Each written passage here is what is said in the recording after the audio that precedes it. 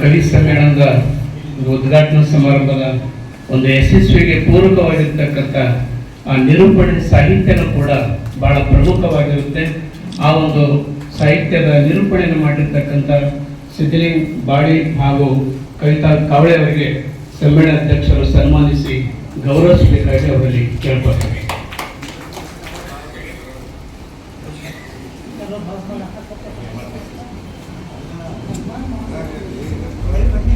ಈಗ ಸಮ್ಮೇಳನದ ಸರ್ವಾಧ್ಯಕ್ಷರಿಗೆ ಸನ್ಮಾನ ಮಾಡುವಂಥ ಒಂದು ಕಾರ್ಯಕ್ರಮ. ಬಹುಶಃ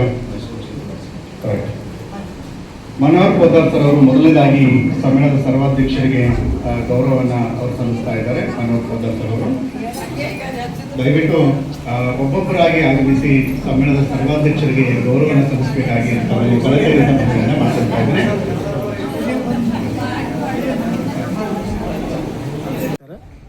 ಇವತ್ತು ಜಿಲ್ಲಾ ಕನ್ನಡ ಸಾಹಿತ್ಯ ಪರಿಷತ್ತು ಹಾಗೂ ತಾಲೂಕು ಘಟಕ ವತಿಯಿಂದ ಪ್ರಥಮ ಬಾರಿಗೆ ಕಲಬುರಗಿ ನಗರದಲ್ಲಿ ಪ್ರಥಮ ಕವಿ ಕಾವ್ಯ ಸಮ್ಮೇಳನವನ್ನು ಇಂದು ಆಯೋಜನೆ ಮಾಡಲಾಗಿತ್ತು. ಕವಿ ಕಾವ್ಯ ಸಮ್ಮೇಳನಾಧ್ಯಕ್ಷರು ಶ್ರೀಯುತ ಹಿರಿಯ ಬರಹಗಾರರಾಗಿರ್ತಕ್ಕಂಥ ನರಸಿಂಹರಾವ್ ಹೇಮನೂರವರು ಸರ್ವಾಧ್ಯಕ್ಷತೆಯನ್ನು ಮಾಡಿಕೊಂಡಿದ್ದರು.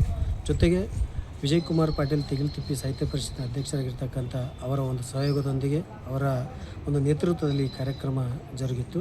ಇವತ್ತು ಕವಿ ಕಾವ್ಯ ಪರಂಪರೆ ಕುರಿತು ಆ ಒಂದು ಕಾವ್ಯ ಕವನಗಳ ಒಂದು ಕ್ಷೇತ್ರದಲ್ಲಿ ವಿಶೇಷ ಸಾಧನೆ ಮಾಡಿರ್ತಕ್ಕಂಥ ಕೆಲವು ಕವಿಗಳನ್ನು ಏನು ಮಾಡಿದ್ರು ಅಂದರೆ ಗೌರವ ಪುರಸ್ಕಾರವನ್ನು ಮಾಡಿದರು. ಅದೇ ಕಾವ್ಯ ಗೌರವ ಪುರಸ್ಕಾರ ಸನ್ಮಾನ ಅಂತೇಳಿ ಇವತ್ತು ಆ ಪುರಸ್ಕಾರವೂ ಕೂಡ ಕನ್ನಡ ಸಾಹಿತ್ಯ ಪರಿಷತ್ ಜಿಲ್ಲಾ ಘಟಕ ಮನವಿ ಕೊಟ್ಟು ಗೌರವಿಸುವುದು ಭಾಳ ಸಂತೋಷ ತಂದಿದೆ. ಹೀಗಾಗಿ ಇವತ್ತಿನ ಸಮ್ಮೇಳನದಲ್ಲಿ ಅನೇಕ ಹಿರಿಯ ಬರಹಗಾರರು, ಕಾವ್ಯವನ್ನು ರಚನೆ ಮಾಡಿರ್ತಕ್ಕಂಥ ಅನೇಕ ಹಿರಿಯ ಸಾಹಿತಿಗಳು, ಅನೇಕ ವ್ಯಕ್ತಿಗಳು ಕೂಡ ಇವತ್ತು ಕಾವ್ಯ ಸಮ್ಮೇಳನದಲ್ಲಿ ಭಾಗವಹಿಸಿ ಅನೇಕ ಗೋಷ್ಠಿಗಳ ಮೂಲಕ ಅನೇಕ ವಿಚಾರಗಳನ್ನು ಮಂಡಿಸೋದ್ರ ಮೂಲಕ ಇವತ್ತು ಕನ್ನಡ ಸಾಹಿತ್ಯ ಪರಿಷತ್ನಲ್ಲಿ ಒಂದು ಸಂಭ್ರಮವೇ ಇತ್ತು ಅಂತ ಹೇಳ್ಬೋದು. ಜೊತೆಗೆ ಕಾವ್ಯ ಅಂದ್ರೇನು, ಕಾವ್ಯದ ರೀತಿ, ಕಾವ್ಯದ ಬಗ್ಗೆ ಒಬ್ಬ ವ್ಯಕ್ತಿಗೆ ಇರಬೇಕಾಗಿರ್ತಕ್ಕಂಥ ಬರಹದ ಶೈಲಿ ಎಲ್ಲವೂ ಕೂಡ ಬಹುಮುಖ್ಯವಾಗಿ ಚರ್ಚೆ ಆಗಿತ್ತು.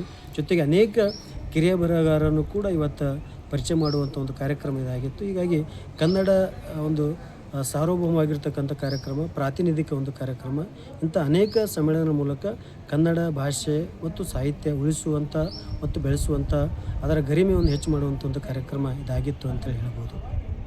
ತಮ್ಮ ಹೆಸರು ಸರ್? ಡಾಕ್ಟರ್ ನಾಗರಾಜ್ ದಂಡೋತಿ, ಕನ್ನಡ ಪ್ರಾಧ್ಯಾಪಕ.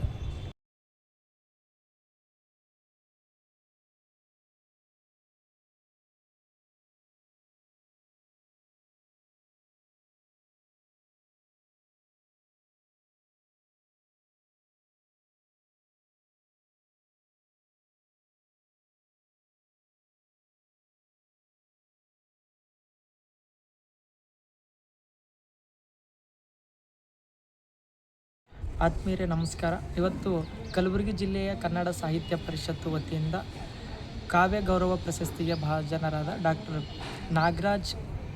ನಾಗರಾಜ್ ದಂಡೋತಿ ಸರ್ ಅವರಿಗೆ ನಾವೆಲ್ಲರೂ ಕೂಡ ಅಭಿನಂದನೆಗಳನ್ನು ಸಲ್ಲಿಸ್ತೀವಿ.